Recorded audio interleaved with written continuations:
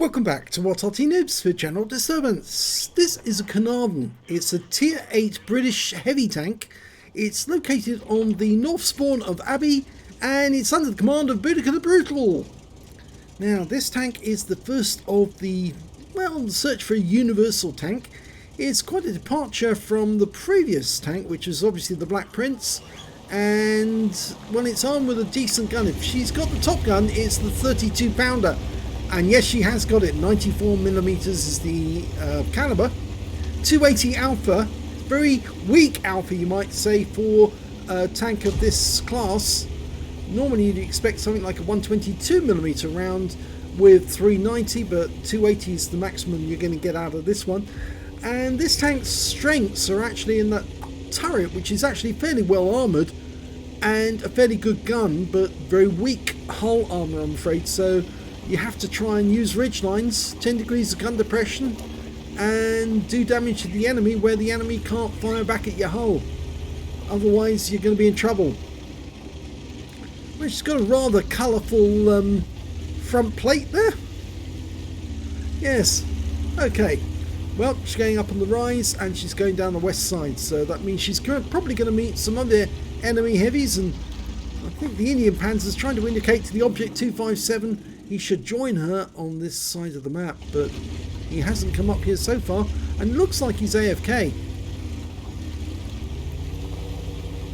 Well, Boudica's a bit hesitant about going further down here with no teammates to back her up, because she's more than likely going to come across two enemy at the same time, and if they both come around that corner she's going to suffer a lot of damage, because she's not going to be able to take on two with only 280 alpha.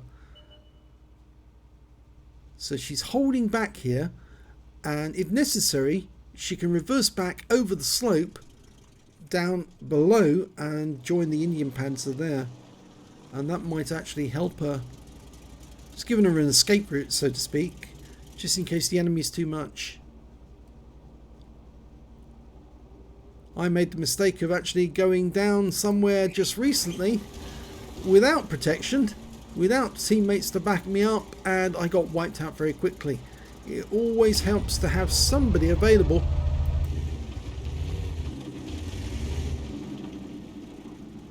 Oh, okay, we've got enemy now, and their Leopard prototype deals with our Leopard prototype, who is badly damaged. Nice one shot into him, 285, a high roll. I think our Indian Panzer should be able to deal with the guys who are coming around the corner. She puts another one into the Leopard prototype, bounces his round, coming back for 420, and now he's got a teammate, and that was a 122mm round. She just bounced. And below us we've got a T10 fighting our Indian Panzer. If we go back down the slope, the problem is the guys are going to come in from above, but then we'll get the help of a Scorpion and SU-101 near our cap. So she's just waiting for the enemy to poke round the corner now, so that the Scorpion can engage behind her. Yep, there he is up there waiting. And the enemy's actually going for the gap, so she's going to provoke them by poking around the corner and putting a round into them. Here we go. One into the rear of that 430. That's made him angry, and puts one into the 1390 as well. She's backing round, and that's forcing the 430 to come out, but he doesn't want to. The 1390's gone down the slope. The Leopard prototype got shot through the gap, and looks like the Object 430 did as well, and so we might be able to shoot him in the ass. Oh no, he's facing us, but she puts one into him, a low roll, takes around the pens and finishes him off. Now she can deal with the 1390. Oh, well, the 1390 bounced around off her, and she got the pen back on him, but it was only a low roll. The T10's looking at her. The Scorpion's still protecting us. Now we can go down onto the T10, finish him off. Nice. She slides down. Now she can go after the 1390. Locks on, takes him out. Conqueror, she needs to pull back. A lot of Caernarvons were actually converted into Conquerors because this tank was never put into service. Fires one into the engine bay, low roll, 264. He seems to be AFK. He's not firing back. Actually, just farm him. Farm him. Take all his hit points. He's not playing the game. He's obviously distracted, or something else has occupied him at the moment. Doesn't realise he's being farmed.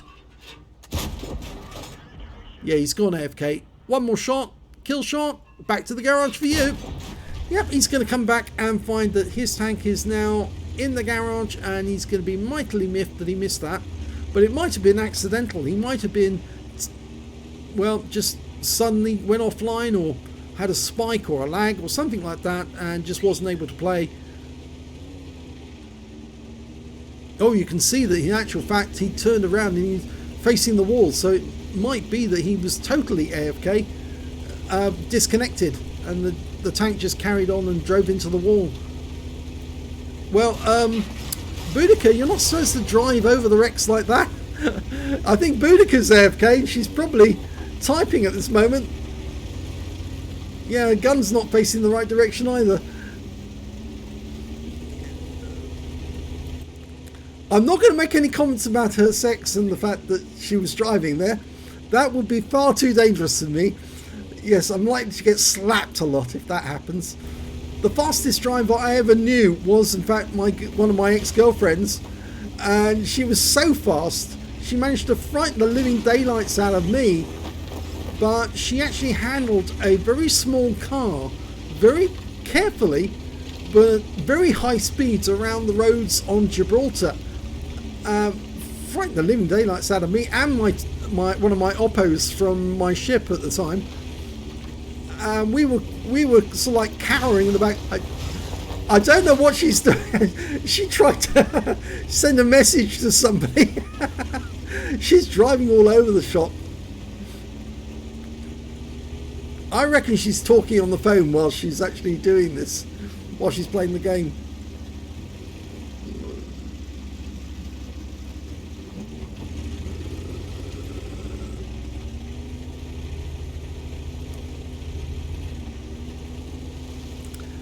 Well, there's only 4 enemy remaining, but there's 4 on our team as well. Now, she might be able to get into a position where she can attack that 53 TP from this end of the map. We're looking for a Yak Tiger just across the way there. Progetto 46. And the other heavy is the 53 TP. Oh, it's an E75, sorry. Fires one into him. Low roll. There's the Yak Tiger. Now he is active, but couldn't pen him there. Ideally, we need one of the others to actually get involved, like the Waffenträger, but he's got his hands full at the moment with the 53 TP, and we are at a disadvantage now because there's only 3 left on our team.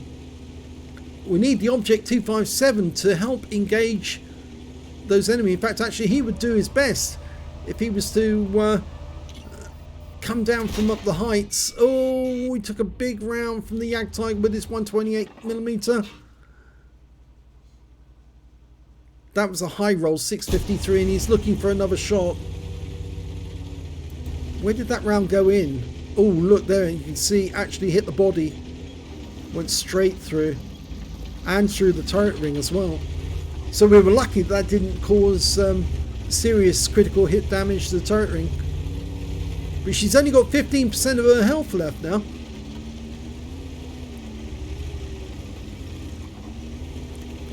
She's trying to assist, or was thinking about assisting the Waffenträger against the 53 TP. But if she does try to go that direction, the E75 is probably going to shit her in the ass. Still got no shot.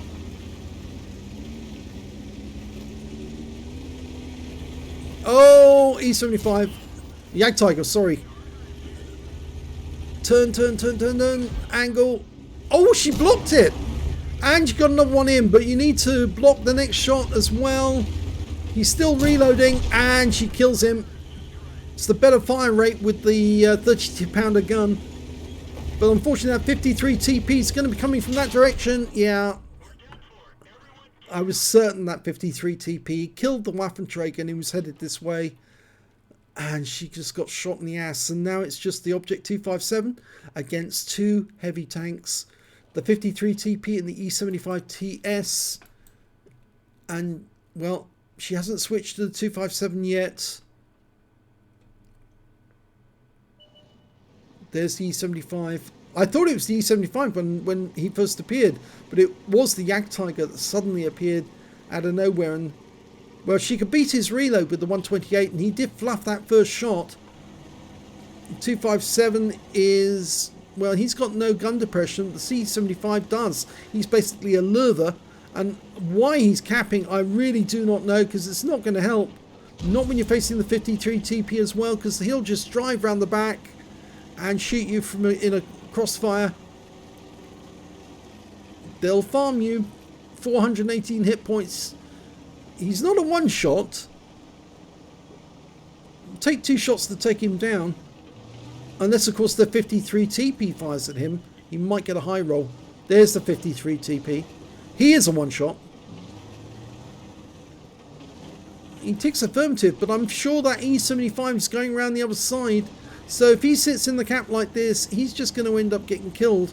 He's only got 5 degrees of gun depression though, which makes it difficult for him to bring his gun to bear on the 53 TP. But what he should be doing is trying to put himself in a position where he can block shots from the E75, and there he's just lost most of his hit points for that shot. And now it's just going to take the E75 or the 53 TP to take him out. Oh, he bounced one. He won't bounce another. They will make certain of this.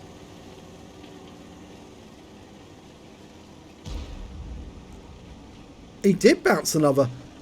I have to eat my words there. But the 53 TP didn't mess it up. Oh dear. Yes. A few choice words there from Boudica. She had it right, I'm afraid. Yes, if he'd come down to join her a little earlier, it might have been possible for him to her to take down the other two fairly quickly and then deal with the 53 TP. But as it was, it ended up a loss because the Object 257 just didn't do what he should have done, and he didn't join her in the battle early. And as a consequence, yes, it ended up as a loss. Let's have a look at the end of battle stats. Well, it was an ace tanker for Boudica the Brutal in the Caernarvon. It's the first ace tank she's managed to get in this tank as well. She also got a fighter badge for getting at least 4 kills. She got 5, a duelist, and a fire for effect. And she picked up a high caliber for dealing the most damage in that game. And her win rate was 10,680. And, well, I wouldn't send her back to driving school, but I would say pay more attention to the game while you're driving. I think she was doing something else, possibly typing whilst she was on autopilot and wasn't watching where she was going. 4,742 hit points of damage. She got the most damage in that game. The second highest scorer was the Waffenträger with 3,898, and after that the Jagdtiger with 3,751.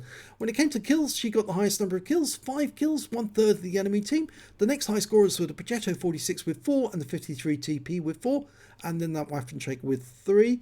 And when it came to base XP, well, she's got the top in all 3 columns. She actually managed to get, second highest, sorry.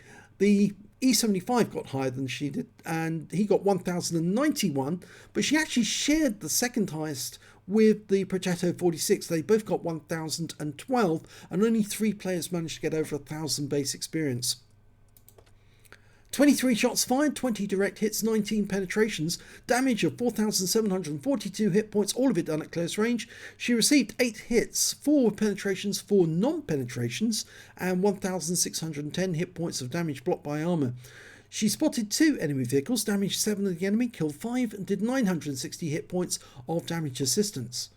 On premium count, she earned 71,799 credits, got 5,939 for courageous resistance. That's for getting a battle hero medal or an epic in a losing or drawn game, and total 77,738. But she did fire a fair amount of premium ammo and ended up with a small loss of 35,738 credits for the game. She received 1 bond for getting the high caliber, and 1,518 XP, 826 for courageous resistance, and took away 2,344 experience points altogether. So sadly, even with a combined 5 kill total of 5.7k, Yeah, it was still a loss, and she was let down, I think, by that Object 257, who was dawdling behind, obviously probably distracted or not playing the game properly, and so late to the party that unfortunately the party was over by the time he got there, and then he just handled it very badly because it was very obvious the E75 was just going to try and catch him in a crossfire whereby he could be taken out very quickly and easily.